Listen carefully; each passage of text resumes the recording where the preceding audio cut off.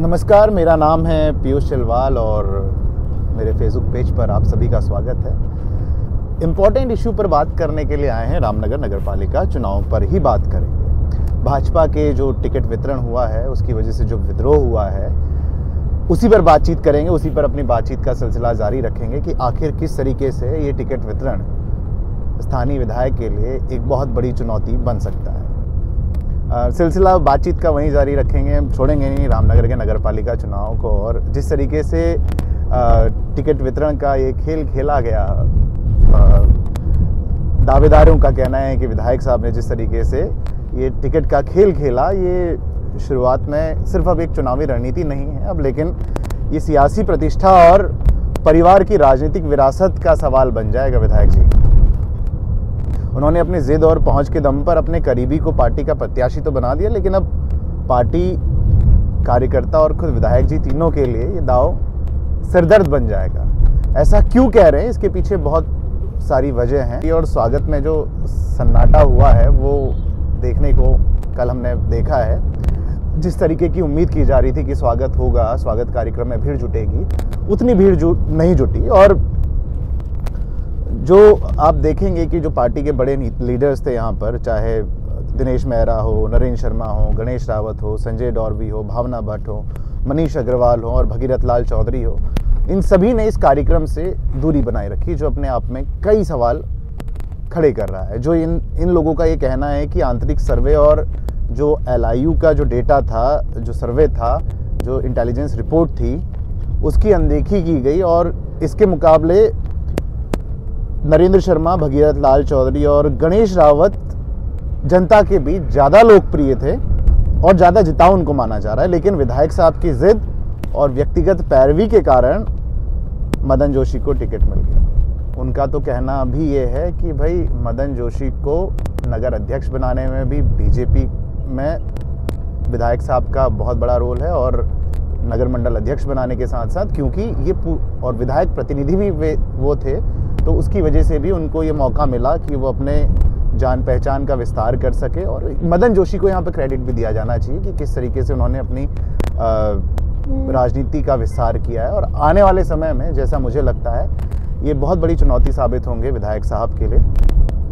क्योंकि जिस तरीके से, जिस स्ट्रैटेजी से उन्होंने अपने आप को इस्टेब्लिश किया है वो वाकई में काबिले तारीफ़ है। लेकिन फिर भी जनता के बीच जो पार्टी वर्कर्स हैं, जो ये बाकी के दावेदार हैं, ये इस चीज़ को लेके नाराज़गी जता रहे हैं। उनका साफ साफ कहना है और उनका गुस्सा भी साफ साफ झलक रहा है, क्योंकि सोशल मीडिया पर अगर आप देखें तो मदन जोशी भी पोस्ट कर रहे हैं और उनके साथ साथ बाकी जो प्रत्याशी थे, जो दावेदार थे, वो भी पोस्ट कर रहे हैं। तो मदन जोशी जी की पोस्ट पर बहुत ज़्यादा हमको रिएक्शंस नहीं देखने को मिल रहे हैं, जबकि बाकियों को देखें तो उनके पोस्ट पर अच्छे खासे रिएक्शंस हैं। लोग खूब रिएक्ट कर रहे हैं, लाइक्स कर रहे हैं, कमेंट्स कर रहे हैं, जबकि मदन जोशी के साथ ऐसा नहीं है। उनके फेसबुक पेज पर लोग अभी कम एक्टिव हैं और शायद हो सकता है कि उनको भी इसके ऊपर काम करने की ज़रूरत है।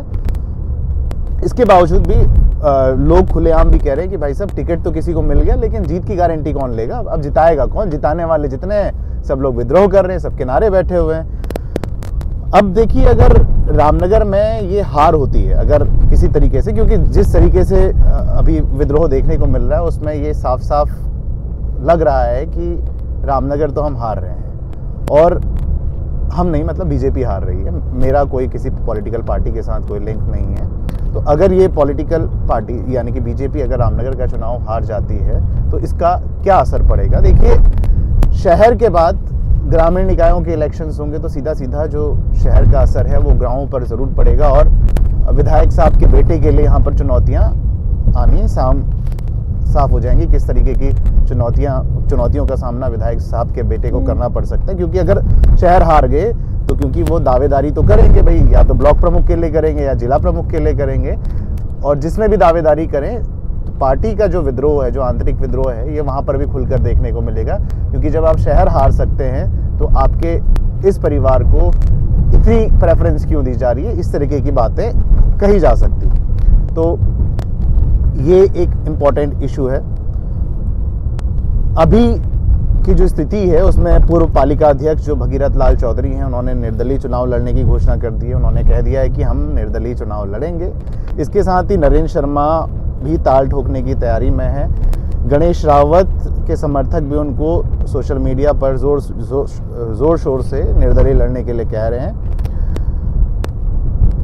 अब ये कहीं ना कहीं भाजपा की स्थिति को कमज़ोर ही करेगा। जो हमने अभी नगर पालिका के क्षेत्र का विस्तार देखा है, वो ऐसा देखने में लग रहा था कि शायद बीजेपी के फेवर में जाएगा, बीजेपी के हित में ये विस्तार होगा, लेकिन अब इसको देख करके ये लग रहा है कि बीजेपी को कहीं ना कहीं इस विस्तार से भी नुकसान उठाना पड़ेगा और एक बार फिर रामनगर का मोर्चा हारना पड़ सकता है। जीत जाएंगे तो बात अलग है भाई, ये तो सब राजनीति जो है अनिश्चितताओं का खेल है।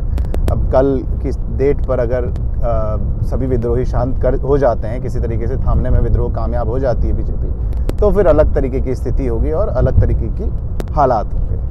तो आखिरी में बस इतना ही कहना चाहेंगे हम आपसे कि विधायक साहब के लिए अब ये सिर्फ एक राजनीतिक चुनौती नहीं है, राजनीतिक दांवपेच नहीं है, बल्कि उससे कई गुना ज़्यादा ये एक परिवार का इशू भी बन जाएगा और प्रतिष्ठा का इशू भी बन जाएगा। क्योंकि अगर रामनगर हारे तो कहीं ना कहीं आपको जवाब देना पड़ेगा। तो शायद जब आप शहरी निकाय हार जाएंगे तो ग्रामीण निकाय में आपकी बात को पार्टी में इतनी तवज्जो न दी जाए।